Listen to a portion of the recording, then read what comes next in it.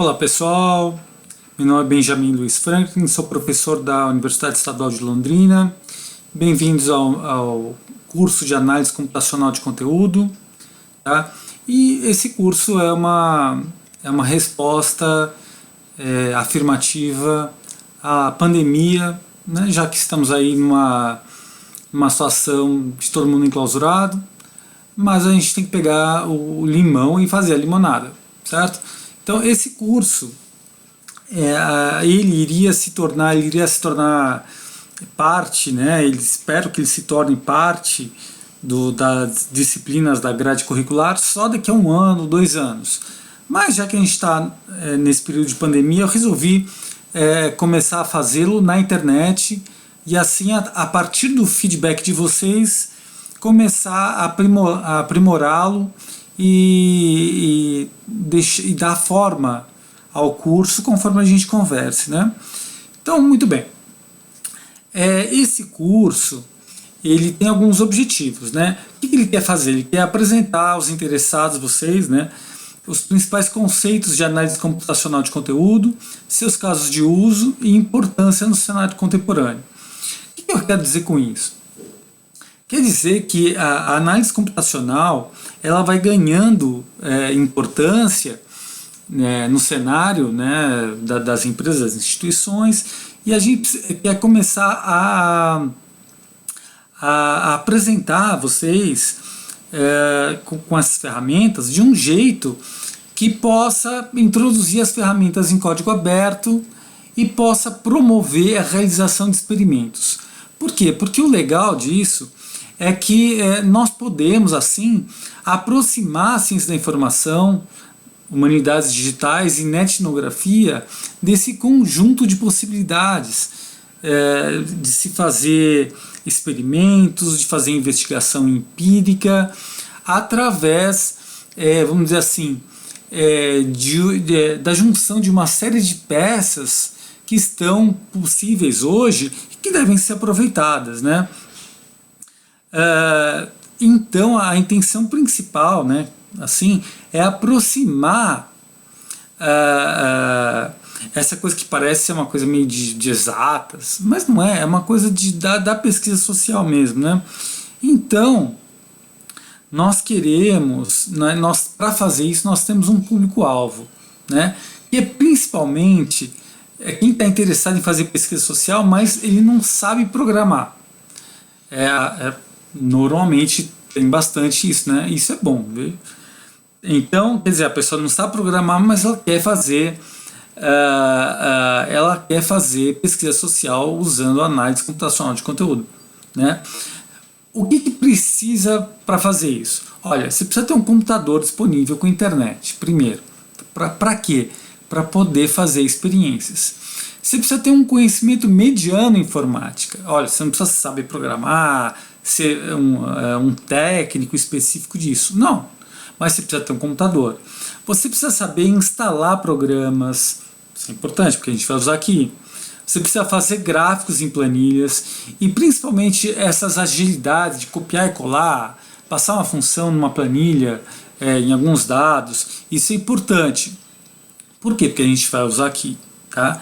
Então, se você não tem essas qualidades, seria interessante obtê-las. Tá? É importante que você goste de fazer pesquisas experimentais, porque a ideia fundamental aqui do curso é aproximar o investigador da pesquisa empírica. Tá?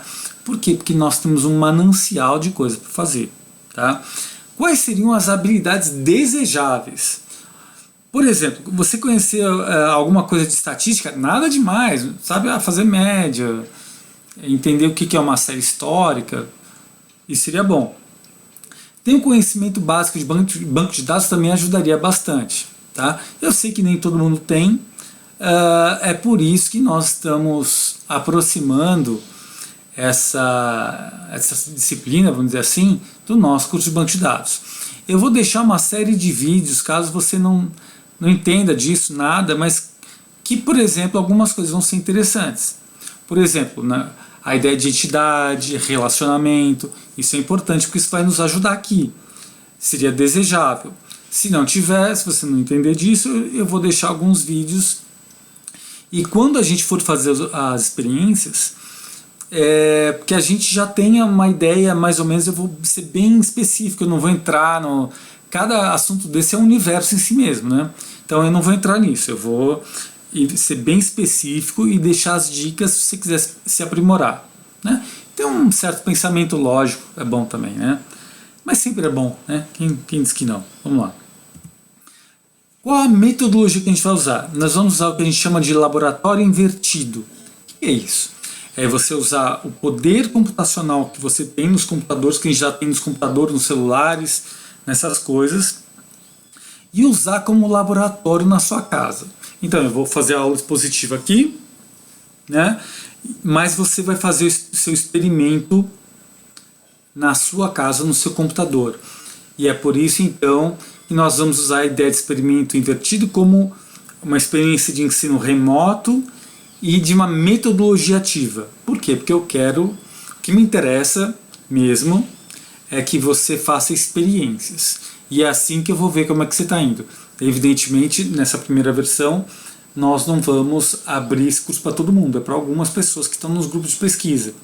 Mas assim a gente vai aperfeiçoando o curso e vai deixando ele mais legal, né? Vai encontrando o tom.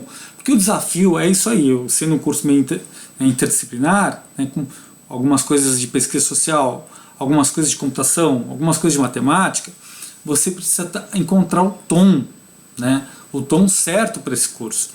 E isso que demora, que a gente precisa testar e ver como é que vocês vão se comportar e esse tipo de coisa. E evidentemente, né, quando a gente faz isso, você fica vulnerável a críticas de todos os lados, né? O pessoal da computação, da matemática vai dizer, pô, mas você está muito superficial aqui, você não ensinou como é que funciona um algoritmo tal. Eu falo, não, se eu fizer isso eu vou espantar um público, né? O pessoal sai correndo. Por outro lado, o pessoal das humanas vai dizer assim, poxa, mas você está muito superficial por causa disso. É sempre assim, né? Quando você tenta encontrar alguma coisa ali no meio do caminho, né, é sempre meio difícil mesmo. Mas é um desafio e por isso nós estamos aqui, né? Então, o que nós vamos fazer, então?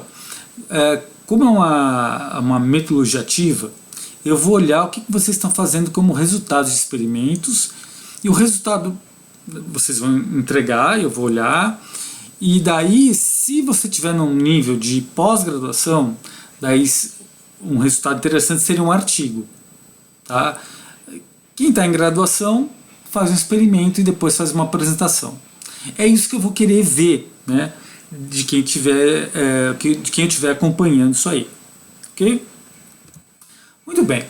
Então vamos falar da introdução, do que seria análise computacional de conteúdo, vamos falar por que ela é importante no contexto atual, o que podemos fazer, né, como podemos encontrar, em que cenários nós podemos encontrar essa análise, quais sistemas usar. Isso é importante, porque nós vamos ver aqui uma série de ferramentas para que vocês possam, na casa de vocês, fazer experimentos.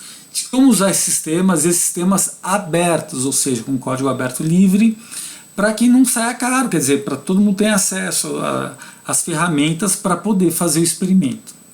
Tá? Então nós vamos privilegiar software livre aqui, tá? Para que todo mundo possa usar à vontade. E essa é a ideia fundamental. Olha, é um curso para ser feito por todos que tiverem os mínimos requisitos. Não, tem que ter um computador, tem que ter algumas coisinhas a entender como tem que, por exemplo, saber como copiar e colar alguma coisa. Mas se você usa bastante computador, se você já está aqui vendo isso, já deve saber. Ok? Muito bem, vamos falar um pouquinho mais desses itens que nós falamos agora. Então, né? A análise de conteúdo, veja, não é uma coisa nova. A nossa sociedade, ela prioriza a escrita.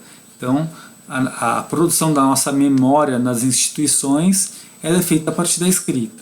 Então, a análise desse tipo de escrita, desse tipo de conteúdo, ela vem lá do século XVII, lá na Inquisição. Certamente não tinha o nome de análise de conteúdo, certamente.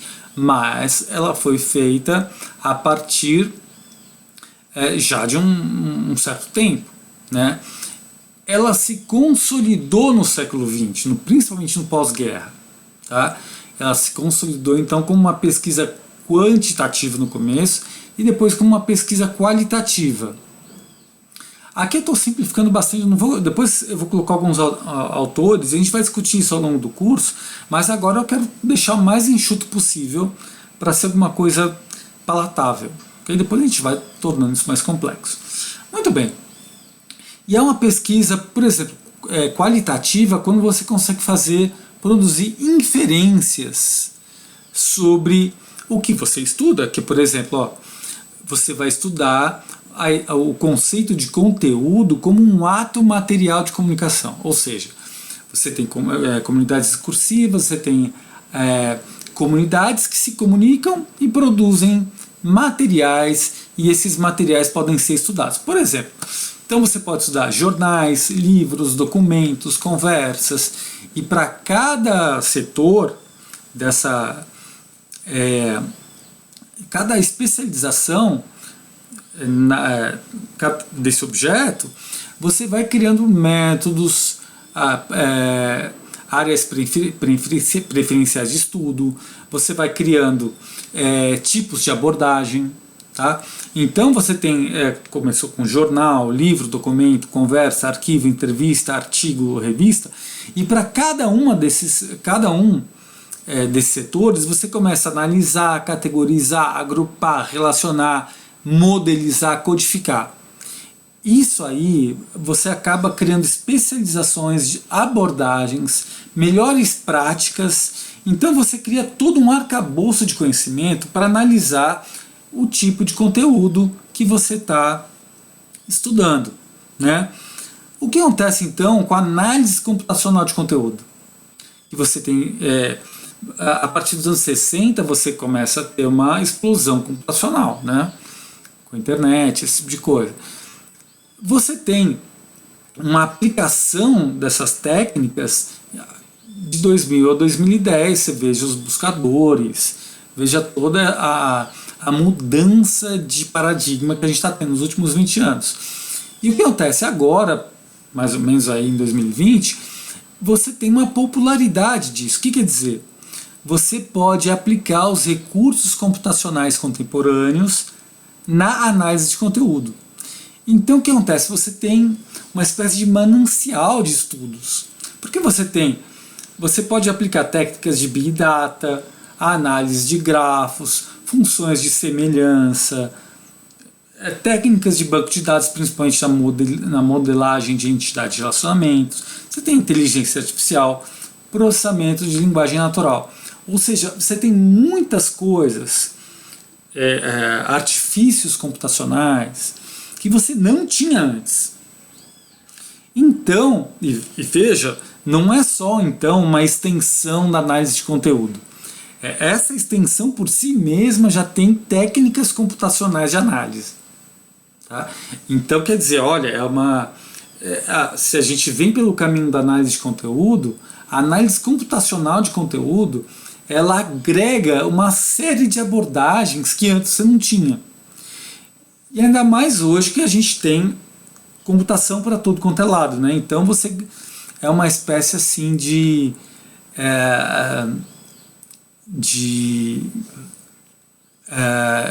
manancial de estudos, né, que são possíveis, né? Ou seja, então por que fazer isso? Porque certamente hoje você tem uma hegemonia da materialidade digital. A gente vai ver o que é isso. Nós temos uma capacidade massiva de análise de objetos digitais. Então, esse computador que você deve estar usando aí, para a gente ver isso aqui, já tem capacidade computacional muito maior daquela que o pessoal levou o homem à Lua, né? Então quer dizer, poxa, em vez de a gente usar só para ver figura de gato na internet, que nada contra os gatos, que é bonitinho, você usa também para fazer pesquisa social, porque você tem um manancial aí, né? A convergência dos objetos em um mesmo regime informacional, ou seja, o regime computacional digital, ela coloca todo mundo disponível para análise. Gente, Isso isso cria uma espécie de objetividade analítica para tudo. Então olha o manancial que nós temos. Para colaborar com isso, nós temos ferramentas abertas de coleta, refinamento e análise. Meu Deus, é muita chance de fazer pesquisa. E além disso, é uma chance de você ter custos de pesquisa barateados. Você tem um barateamento do custo de pesquisa. Então isso aí abre aos estudantes e aos pesquisadores, tá, uma gama de estudos de documento, arquivo, artigo, redes sociais, redes de texto. É uma gama enorme que dá para fazer uma netnografia, um estudo etnográfico em rede. Quer dizer, é muita coisa, pessoal. Então, mas o que a gente tem que fazer então é tornar isso possível e barato de fazer e acessível aos estudantes pesquisadores. Porque parece que todo mundo, para fazer isso, precisa ser milionário, né? Precisa ser um Google da vida. Não precisa. Dá para fazer com os nossos recursos. E uma das coisas que esse curso quer fazer então é aproximar isso da possibilidade de a gente colocar a mão na massa, né? Muito bem. Então olhem, por exemplo, então, esse relatório do DataAid da Seagate, dizendo, olha, se você achou que os últimos 10 anos foram muito impactantes, os últimos 10 anos é que você tem redes sociais para frente, né? Você acha que isso está impactando a sociedade? De fato impactou, você pegar as coisas que aconteceram, né? Isso é só o começo, gente. Até os próximos aí, até 2025, se você hoje está trabalhando com alguma coisa de 40 zettabytes, você vai para 175 zettabytes, ou seja, a coisa vai ficar muito maior do que a gente está pensando.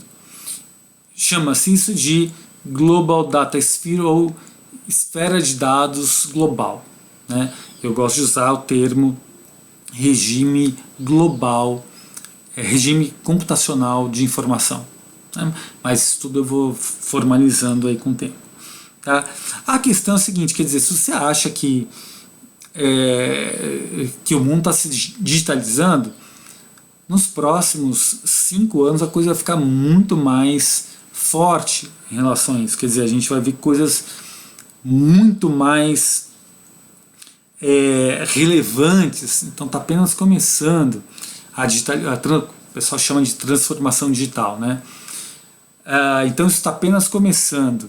Isso vai ser o objeto digital vai ter hegemonia, né? A gente começou a ver isso, a nossa geração aqui, mas a coisa vai ficar muito mais forte e vai ganhar hegemonia total, né? Então, para a ciência da informação, isso aí é um prato cheio de oportunidades para ajudar as instituições, as empresas a lidar com essa quantidade enorme de dados. E vejam, essa quantidade de dados, ela é em grande parte de dados não estruturados. O que quer dizer isso? Que não estão bonitinhos em uma tabela, em uma forma, vamos dizer assim, amestrada de você fazer relatórios. Eles não estão. Então fica tudo meio confuso, né? Você tem, então, imagens. Quando você vê uma imagem, ela não está muito evidente o que ela é. Você tem que minerar essa imagem. Quando você tem um texto, não necessariamente você tem os metadados necessários para descrevê-lo. Então, você tem alguns números, por exemplo, essa pesquisa diz da Cisco, que 90% desses dados é não estruturado. Então a gente vai ter que lidar com isso. Tá? Quer dizer, olha a oportunidade para a ciência da informação em tratar, em fazer pesquisa em cima desses dados não estruturados. Isso nos leva diretamente à questão do objeto digital. O objeto digital, quando você destaca o objeto digital, você vê 3 camadas muito importantes: a camada física, a camada lógica e a camada conceitual, tá? Como vocês estão vendo aí. Tem a camada experiencial, mas daí é muito subjetivo, que é a camada que você dá sentido para as coisas, esse tipo de coisa, sozinho, você tem uma impressão individual, subjetiva. Tudo bem, vamos tratar primeiro, o que é importante que eu quero colocar aqui, é que todo objeto digital, no fundo, na camada física, ele é um conjunto de bits 0 e 1. Isso é muito interessante, pessoal. Por quê? Porque você tem a camada física, a camada lógica, que é como você estrutura esses bits, e a camada conceitual, ou seja, os conceitos envolvidos no objeto digital. Olha que coisa interessante. Se você pega um texto que fala sobre um documento, que fala, uma ata, por exemplo, e daí você pega essa ata e transforma de Word para PDF, por exemplo. Tá? Você mantém a camada conceitual, mas você altera a camada lógica e a camada física, porque você tem uma organização de bits lógica e física diferentes. Então você alterou o documento, mas você não alterou o conceito dele. Olha que legal! Então, todos os conceitos que você aborda no conteúdo de um objeto digital, eles podem ter uma mesma materialidade digital. Então, uma imagem pode ser reduzida a bits. Um filme pode ser reduzido a bits. Um texto pode ser reduzido a bits. Ele pode significar a mesma coisa e ter bits diferentes. Tá? Isso quer dizer o seguinte, isso coloca todo objeto digital na mesma materialidade, ou seja, você tem então um dispositivo universal, que é o sistema computacional atual, onde você coloca todo mundo na mesma estrutura, ou seja, a Terra fica meio plana, hein, pessoal? Brincadeira, né? Não literalmente falando, no sentido de que você trata todos os objetos dentro de um mesmo regime, ou seja, dentro da mesma relação entre atores, né, e objetos, quer dizer, uma mesma institucionalidade, vamos dizer assim. Não vou entrar em detalhes sobre isso, mas o que é importante é que você começa, por exemplo, a poder relacionar os objetos a partir de regras de baixo para cima e não de cima para baixo, como eram, por exemplo, como é que eu organizo, como é que eu aproximo um objeto, um livro de um filme, a partir de uma relação do conhecimento de cima para baixo num catálogo, por exemplo. Mas no objeto digital você pode fazer isso de baixo para cima, porque eles têm a mesma materialidade. Vou entrar nisso aí, olha, a gente poderia ficar um ano falando sobre isso aí, mas não é o caso agora. Qual é o ponto a destacar disso aí? É que você coloca todo mundo numa grande fábrica contemporânea digital. Ou seja, todos os objetos, relações, cadeias de produção, cadeias de agregação de valor, está todo mundo coordenado nessa mesma fábrica. Então, não é fábrica no sentido opressor, tal, não. Está se divertindo, mas está divertindo tirando um selfie de gato lá, mostrando lá a sua foto também. Isso aí você está caindo no mesmo sistema de produção, é uma grande fábrica digital, onde as cadeias de valor que você está inserido, elas fazem parte de uma sequência, elas vão ser tratadas da mesma forma. Gente, isso é novo, antes não tinha isso. Por isso que hoje você precisa ter o pensamento computacional com uma língua franca, ou seja, você tem que entender de como tratar esses objetos, entender como eles se encadeiam para gerar valor dentro dessa grande fábrica digital. Por isso que é um manancial de pesquisa para a ciência da informação. A ciência da informação precisa entender essas cadeias de pensamento computacional, de língua franca na materialidade digital. Tá? E é isso que a gente está fazendo aqui. Tá? Então, olha só a grande oportunidade que a ciência da informação tem, por exemplo. Então, para fazer isso, nós vamos criar procedimentos muito parecidos, por exemplo, no descobrimento de conhecimento em banco de dados. Eu peguei essa figura daí, tá? Onde nós teremos, então, nós vamos pegar o dado não estruturado, vamos passar por uma seleção, pré-processamento, uma formatação, uma mineração de dados e uma interpretação, avaliação. Notem que essas fases aqui de seleção e pré-processamento e formatação, elas são as mais difíceis, tá? Porque você tem que pegar o dado, tem que extrair categorias, agrupar, tá? Isso aí vai dar mais trabalho para a gente, tá?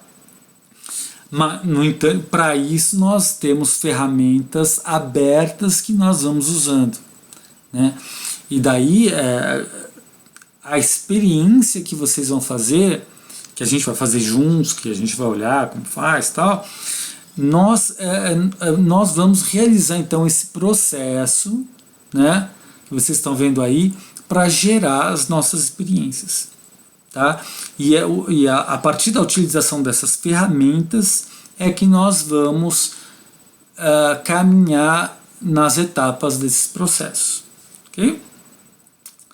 Muito bom. Então, como nós vamos fazer isso? Nós vamos usar o método do que a gente tem chamado de laboratório invertido. Né? Nós vamos pegar o poder computacional pessoal que a gente já tem, né, nos computadores de hoje, até nos celulares. Tá? Nós vamos aproveitar o seu baixo custo, a convergência nesse manancial digital de pesquisa e misturar, então, utilizar as ferramentas abertas para fazer isso. Notem, né, como o custo de processamento está caindo. Então, quer dizer, cada vez mais nós temos computadores melhores e mais baratos. Olha só, então, aquela lei de Moore, né, que é mais ou menos a cada 2 anos o poder de processamento dobra. Alguns dizem um ano e 18 meses, outros dizem que ela não vai durar também até 2025, mas por enquanto ela está durando. Isso e a gente faz a festa, né? Por quê? Porque cada vez mais a gente tem computador mais barato, menor,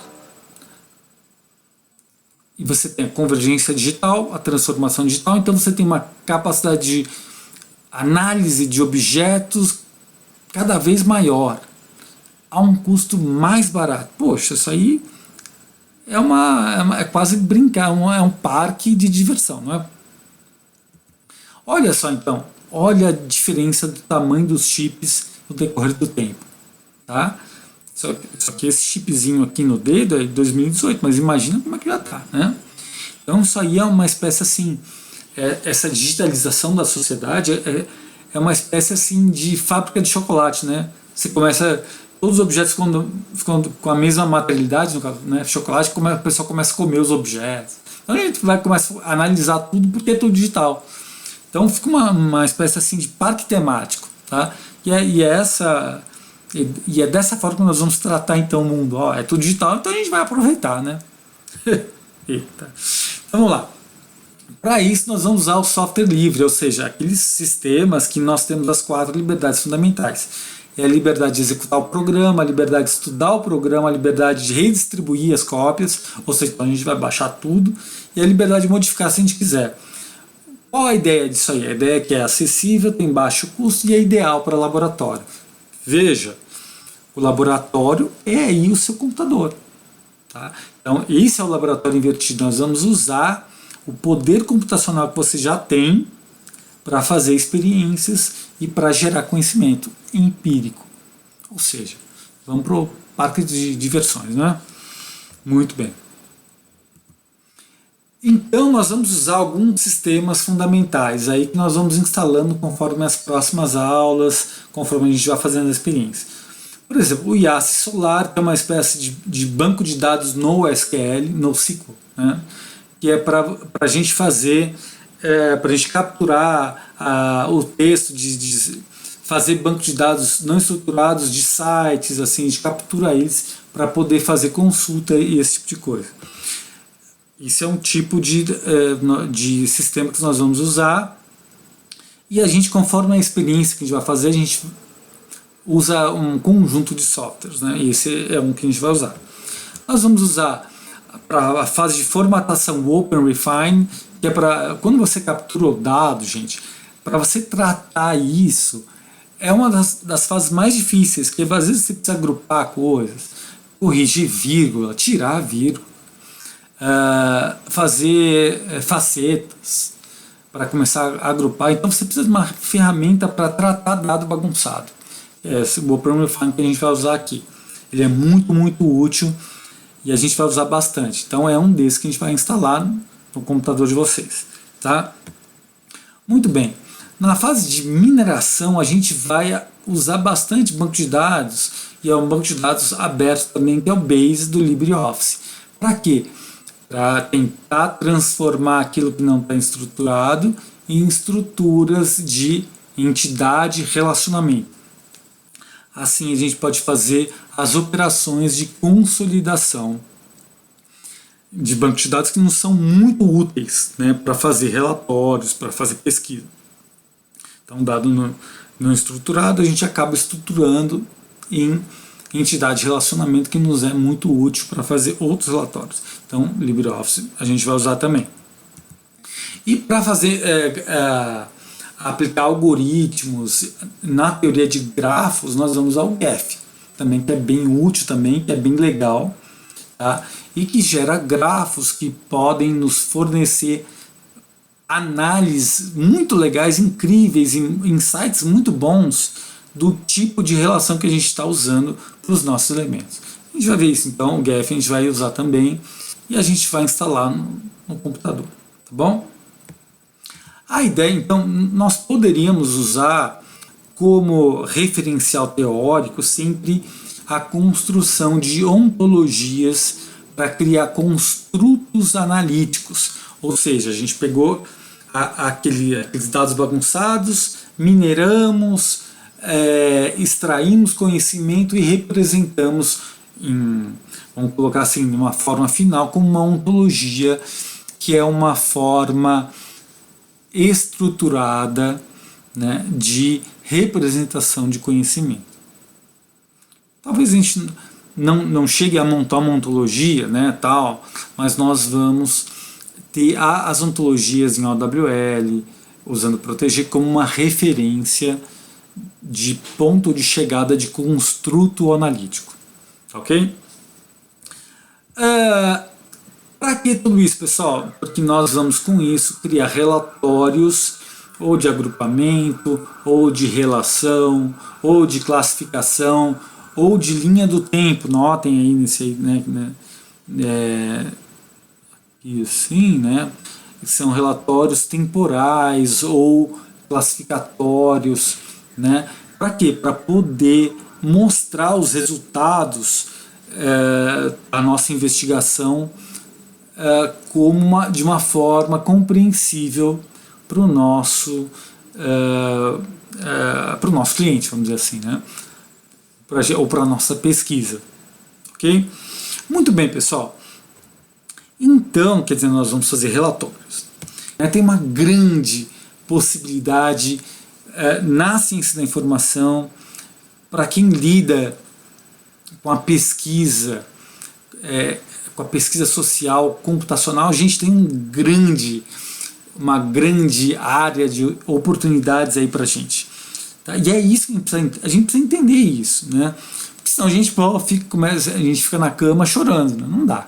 Tem muita coisa para fazer, tem muito espaço e a sociedade vai precisar loucamente de pessoas que consigam oferecer esse ciclo de conhecimento, de pesquisa, esse ciclo de extração de conhecimento nas empresas e nas instituições. Então, os profissionais que entenderem isso, que conseguirem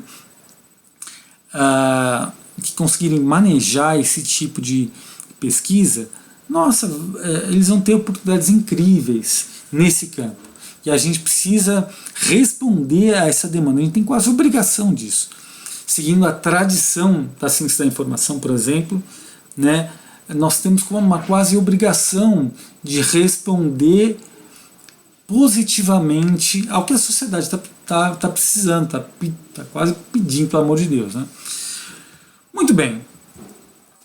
Eu deixei uma bibliografia aqui muito sintetizada, tá? Tem a Bardan, que é um clássico da análise de conteúdo.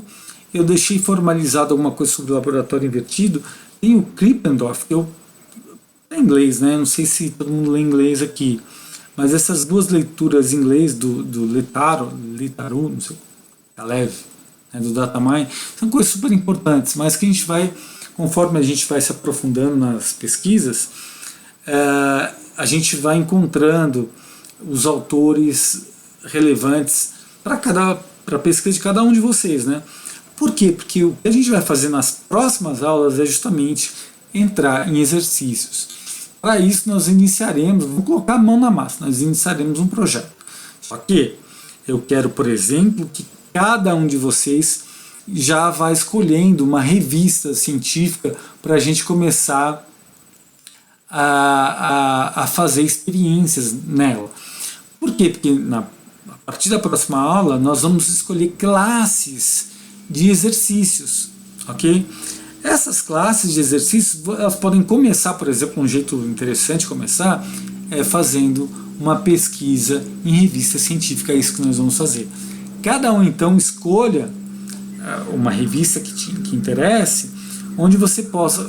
O ideal seria se você puder extrair delas os artigos onde você tem título, autor e palavra-chave. Tá? Tem instrumentos para fazer isso, tentem pegar, se não eu forneço para vocês. Tá? Eu tenho da Ciência da Informação, que é a revista feita no departamento da UEL, que é bem legal. Só que eu gostaria que vocês tentassem buscar isso. Tá? Em revistas indexadas, elas oferecem isso aí. Tá? Se não, então a gente vai começar a fazer isso, depois a gente vai pegar outros tipos de experiência com outras classificações, com outras abordagens e com outras ferramentas. Vamos começar por aqui até a próxima aula. Tá bom, pessoal? Então, lição de casa, escolham uma revista e tentem capturar nos sistemas de indexação os seus dados para a gente começar a tratar e investigar. Tá bom? Pessoal, então sejam bem-vindos de novo. Esse curso ele não vai estar totalmente liberado, agora eu vou liberar para algumas pessoas para a gente começar a pegar feedback, enfim, opiniões que vocês tenham, como pode melhorar, críticas, mas sejam gentis, porque a gente está sempre, cara, quando a gente faz esse tipo de curso, você pode ser metralhado, né, destruído. Por quê? Porque você tá sendo interdisciplinar, né? Então, quer dizer, você sempre pode ser acusado, olha, você não viu isso, você não viu aquilo, mas para a gente tentar atingir um público, diversos tipos de público, numa área interdisciplinar, é assim. Então, vamos tentar encontrar o tom certo para esse curso, né? E já colocar vamos inverter, né? Porque nem fazer software livre, você entrega a versão beta e depois você vai melhorando. É o contrário, né? Porque normalmente na universidade você já tem um curso decantado de vários anos de pesquisa, né? Que você coloca. Aqui a gente está fazendo o contrário. Aqui a gente está primeiro colocando, fazendo laboratório para tentar decantar depois, né? Prós e contras, mas por que não também, né? É divertido, né? Ok, pessoal, então obrigado pela atenção e vamos nos preparar então para o nosso conjunto de experiências, tá bom? Beijo, pessoal, forte abraço, então aguardo vocês na próxima aula.